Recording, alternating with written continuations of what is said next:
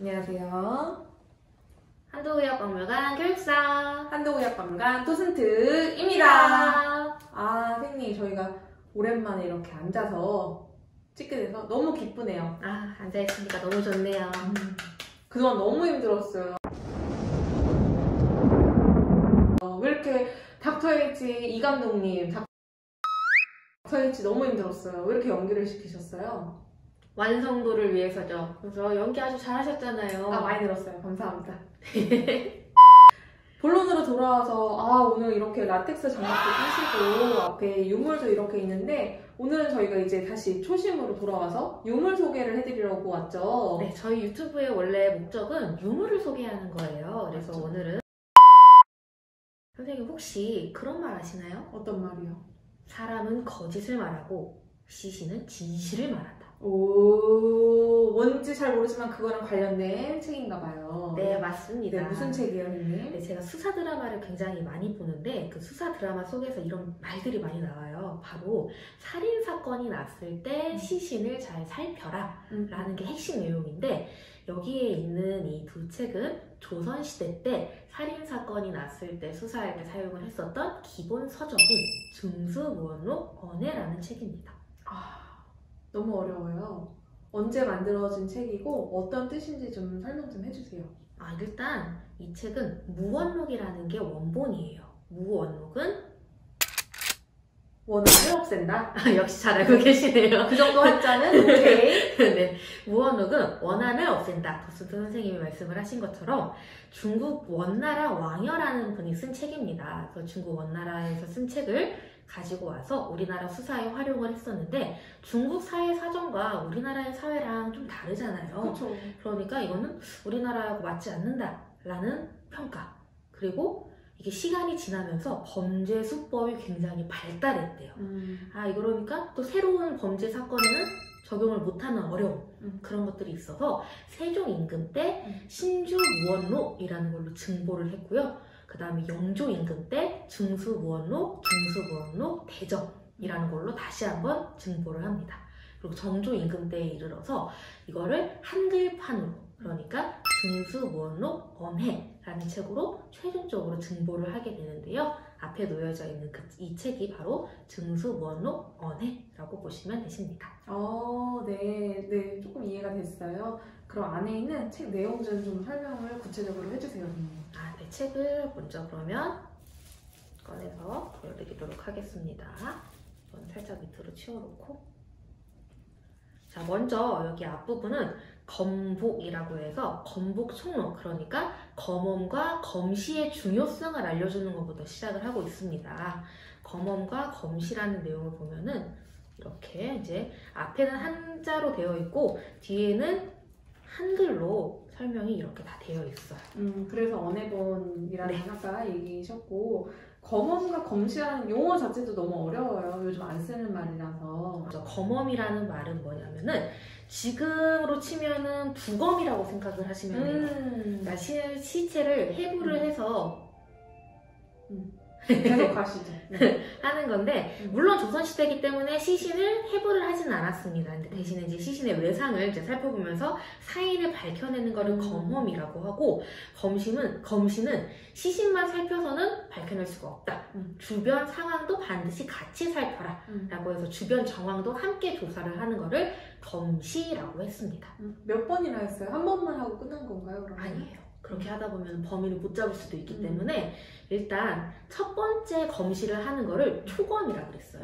그 살인 사건이 난 그 지역 고을 관아의 수령이 맡아서 했었는데, 이제 그렇게 해서 먼저 1차적으로 검사를 해요. 근데 그 다음에 두 번째 또 해요. 그거를 복검이라고 하는데, 이번에는 그 인근 마을에 있는 고을 관아의 수령이 와서 했어요. 왜냐하면 객관성을 확보하기 위해서. 근데 초검과 복검의 결과가 일치한다. 그럼 범인을 잡고 사건은 종결. 그래서 이제 도 관찰사가 상부, 즉 형주에다가 사건이 이렇게 해서 끝났습니다 라고 올리는데, 이 두 개의 결과가 불일치할 때도 있잖아요. 그렇죠. 그럴 때에는 도 관찰사가 사건이 불일치합니다 라고 보고를 하면은 형주에서 그러면 검시를 3번 해라, 4번 해라, 5번 해라, 이거를 3검, 4검, 5검이라고 하는데 계속해서 검시를 반복하면서 결국에는 범인을 잡아낼 수 있도록 명령을 내리는 거죠.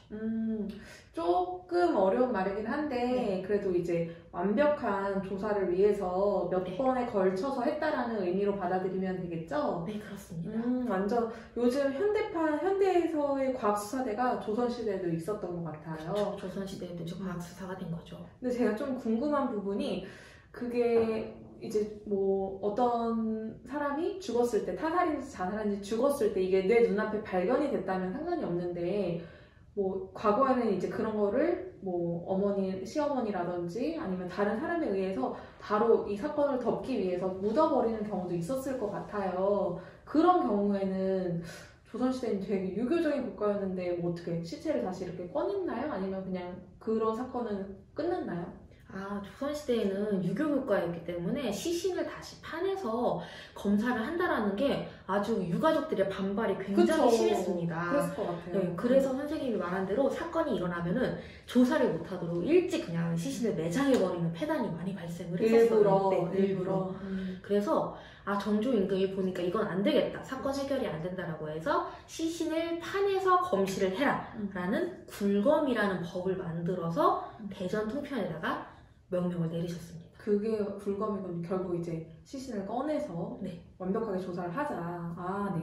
제가 또 이제 그런 드라마를 보면은 이런 과학수사 관련된 사건 드라마를 보면 루미놀 용액을 이용해서 이제 혈흔을 과학수사대들이 폴리스 라인을 이렇게 쳐놓고 혈흔을 쳤잖아요. 네. 조선시대에도 뭐 그런 비슷한 어떤 특수 기법이랄까? 그런 게 있었을까요? 네, 조선시대에도 루미놀 용액과 비슷한 고초액이라는 걸 활용을 했어요. 고초액? 네, 고초액은 고농도의 식초라고 생각을 하시면 되시는데 이 고농도의 식초가 혈흔과 만나면은 반응을 했대요. 그래요? 네, 그래서 실제로 어떤 범인이 자기가 살인사건을 일으키고 나서 그 흉기를 깨끗하게 씻어서 다시 이제 부엌에다가 갖다 놨대요. 과거나 지금이랑 똑같네요. 똑같았죠. 근데 그거를 이제 그 수령이 찾아내서 고초액을 그 흉기에다가 발라가지고 혈흔을 찾아서 추궁을 한 다음에 범인의 자백을 받게 되는 사건이 있었습니다.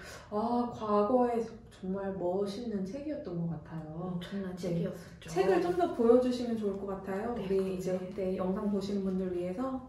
그러면 책을 제가 먼저 여기는 이제 다 검시하는 방법에 이제 검시의 중요성을 말을 했었던 책이고요.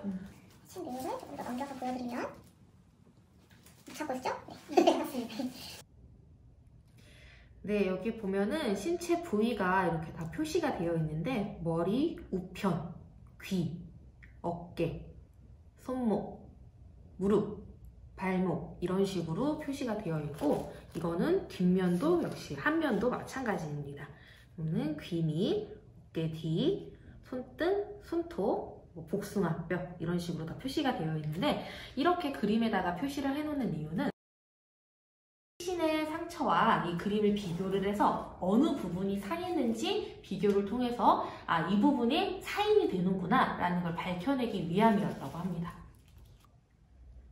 중수무원록 원의 핵심 내용은 조례라고 해서 사망 원인을 자살인지 타살인지 구별하는 검언법이에요. 바로 이렇게 검게 부분을 표시를 해놨는데 여기 같은 경우에는 이제 자액사, 이게 늑액사라고 해서 목 매달아 죽는 거를 늑액사라고 표현을 했습니다. 그러니까 자액사는 스스로 목을 매달아 죽은 시신을 얘기를 하는 거예요.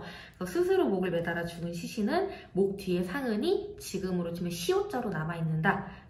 그걸 보고 이거는 자살이구나 라는 거를 판별을 했고요. 이런 식으로 뒤에도 보면은 아마 표시가 되어 있을 거예요. 이런 식으로 여기에도 이렇게 나와 있고 그리고 조선시대에는 중독사가 굉장히 많이 있었나 봐요. 그래서 건물이라고 검언을 하는데 사용을 했었던 물건들을 또 정리를 해놓은 파트가 있습니다. 그 부분에서 중독사를 판별을 하는 은차라는 부분이 나와요.